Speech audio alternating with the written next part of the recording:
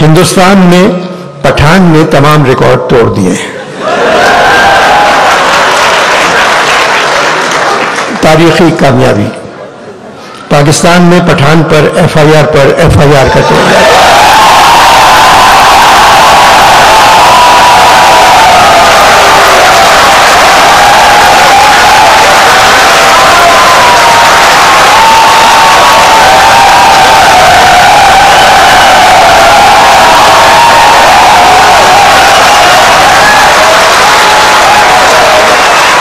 पाकिस्तान में पठान पर एफआईआर कटवाई जा रही है और मौजूदा हालात में पाकिस्तानी पठान की कामयाबी नजर नहीं आती।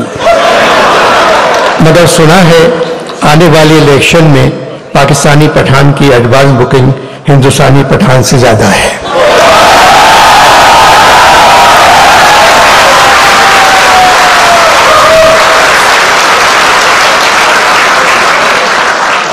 मेरा वतन पाकिस्तान नमक पैदा करने वाले मुल्कों में दुनिया पे दूसरे नंबर पे आता है, लेकिन नमक हराम पैदा करने वाले में नंबर 1।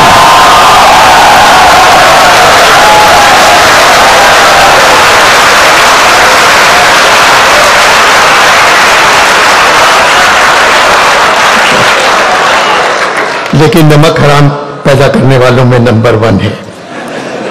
सलाख से कहीं ज्यादा हम लोग कर्ज में डूबे हुए हैं। आईएमएफ से बातचीत खत्म हो गई, उन लोगों ने कशकोल का मुंह 50 गुना बढ़ाकर हमारे हाथ में थमा दिया। अब क्या करें? अमीर परेशान है कि डॉलर महंगा हो गया, गरीब परेशान है रोटी महंगी हो गई।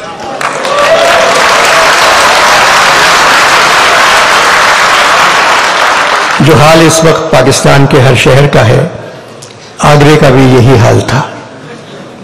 जब नजीर अग्रवादी ने लिखा था, जब मिली रोटी हमें सब नूरे हक रोशन हुए, रात दिन शम्सो कमर शामो शफक रोशन हुए, अपने बेगानों के थे लाजिम जो हक रोशन हुए, दो चपाती के वरक में सब वरक रोशन हुए।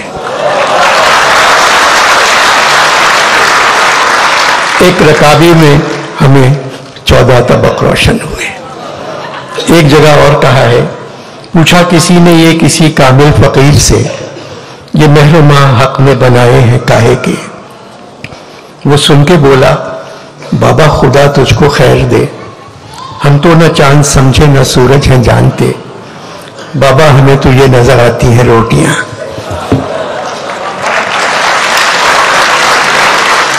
पचहत्तर सालों से जो भी हुकूमत आई, हमने सब्र से उसका मुकाबला किया, क्योंकि हमें ये कौल याद है कि शैतान भी भेस बदल कर काम करने में हमेशा कामयाब रहता है। हम तो सिर्फ खामोश बैठे तमाशा देखते रहते हैं, उस निशाने राह से दूर जिसकी आदत हो गई है, उस नुकसान का अंदाजा भी लगाने की हिम्मत नहीं रही जो हमको पहुंचने वाला है। मोहम्मद अहमद शाह की उर्दू से मोहब्बत उनको लाहौर ले आई। मैं पहले कह चुका हूं, कराची में 15 साल से ये कॉन्फ्रेंस हो रही है। शहर के हालात कुछ भी हों, कॉन्फ्रेंस जारी रहती है। आज काउंसिल के बाहर गोलियां चल रही हैं और कॉन्फ्रेंस में फैज साहब पर बात हो रही है।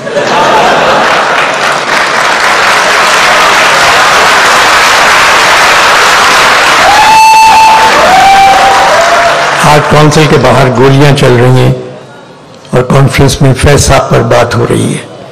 मेरी जान आज का गम न कर कि न जाने कातिबे वक्त ने, मेरी जान आज का गम न कर कि न जाने कातिबे वक्त ने, किसी अपने कलमे भी भूल कर कहीं लिख रही हूं मुसर्रतें।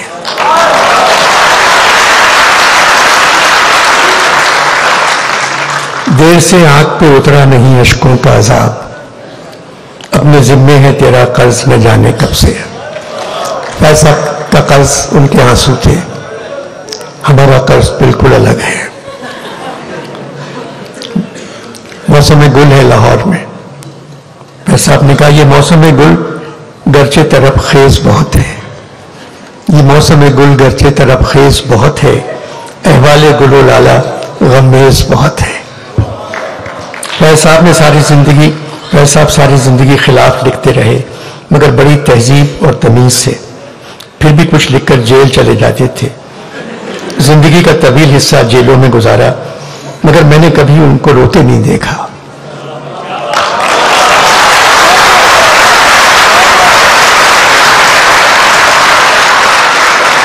एक मुस्कुराहट चेहरे पर बिखरी हुई होती थी। कहते थे मुस्कुराने के अलावा और क्या कर सकते हैं, न हम बदल सकते हैं न ये लोग बदलने के काबिल हैं। जबकि खुद फौज में कर्नल थे। IMF ने हुकूमत से कहा वजीरों और सरकारी अफसरों के असासे बताए। एक जमाने में हुकूमत ने फैज साहब से कहा था अपने असासे बताओ, तो फैज साहब ने कहा हम खस्ता तनो से मोती से बो, क्या माल मनाल का पूछते हो, जो उम्र से हमने भर पाया सब सामने लाए देते हैं। हम खस्ता तनो से मोती से बो, क्या माल मनाल का पूछते हो, जो उम्र से हमने भर पाया सब सामने लाए देते हैं। दामन में है मुश्ते खाके जिगर, सागर में है खूने हसरत मैं, लो हमने दामन झाड़ दिया, लो जाम उल्टाए देते।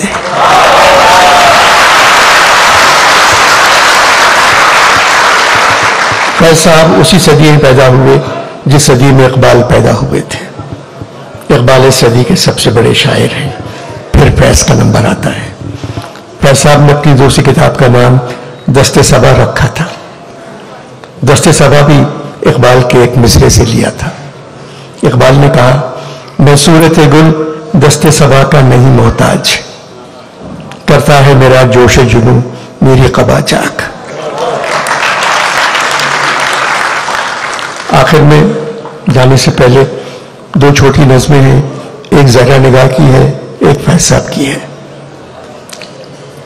दोनों नज़में आप पहले जरूर सुन चुके होंगे।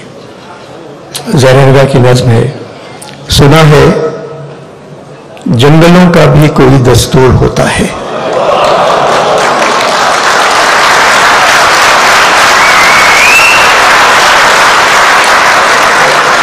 सुना है जंगलों का भी कोई दस्तूर होता है। सुना है शेर का जब पेट भर जाए तो वो हमला नहीं करता। यहां शेर से मुराद नून नहीं है, असली शेर है।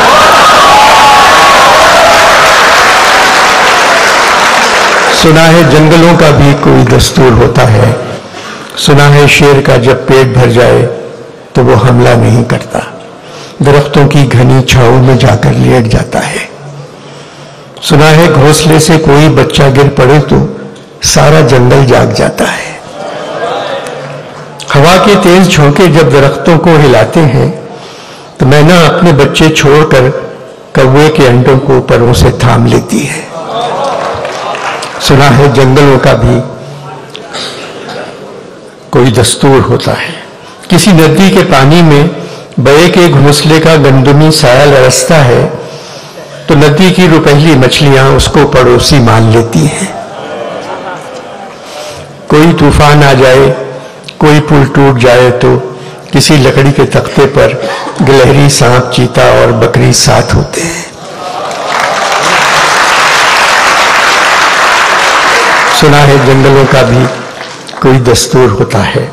खुदा बंदा जलीलो मोतबर दानाओ बीना मुंसिफो अकबर, मेरी इस सरजमी पर जंगलों ही का कोई दस्तूर नाफिज कर।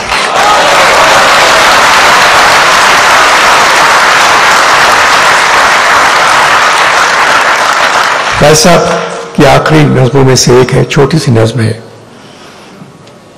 मेरी तेरी निगाह में जो लाख इंतजार है, मेरी तेरी निगाह में जो लाख इंतजार है, जो मेरे तेरे तन बदन में लाख दिल फिगार है, जो मेरी तेरी उंगलियों की बेबसी से सब कलम नजार है, जो मेरे तेरे शहर की हर एक गली में मेरे तेरे नक्श पा के बेनिशा मजार है। चाहे पर्शियन पोइट्री हो, चाहे फ्रेंच पोइट्री हो, अंग्रेजी हो, ये तशबीह आपको कहीं नहीं मिलेगी जो फैज़ साहब ने दी है। जो मेरी तेरी रात के सितारे जख्म जख्म हैं, सितारों के कोने निकले। जो मेरी तेरी रात के सितारे जख्म जख्म हैं, जो मेरी तेरी सुबह के गुलाब चाक चाक हैं। ये जख्म सारे बेदवा, ये चाक सारे बेरुफू, किसी पे राख चांद की, किसी पे ओस का लहू। यह है भी या नहीं बता, यह है कि महज जाल है मेरे तुम्हारे अनकबूत वहम का बुना हुआ। अनकबूत मकई के जाले को कहते, मेरे तुम्हारे अनकबूत वहम का बुना हुआ। जो है तो इसका क्या करें, नहीं है तो भी क्या करें, बता बता बता।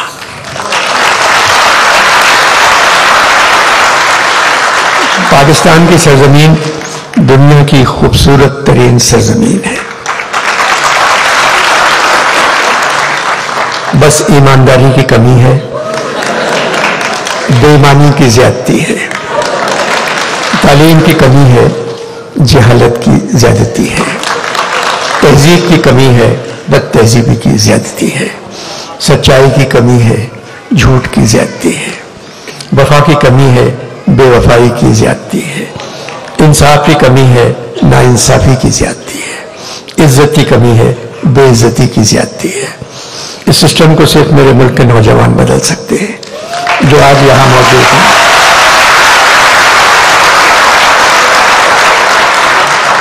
अमजद इस्लाम अमजद भी नौजवानों से यही कहते हुए चले गए, पाकिस्तान के नौजवान बज़्म जहां की रौनक हैं।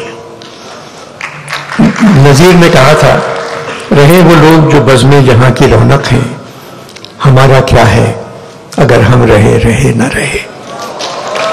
पाकिस्तान जिंदाबाद।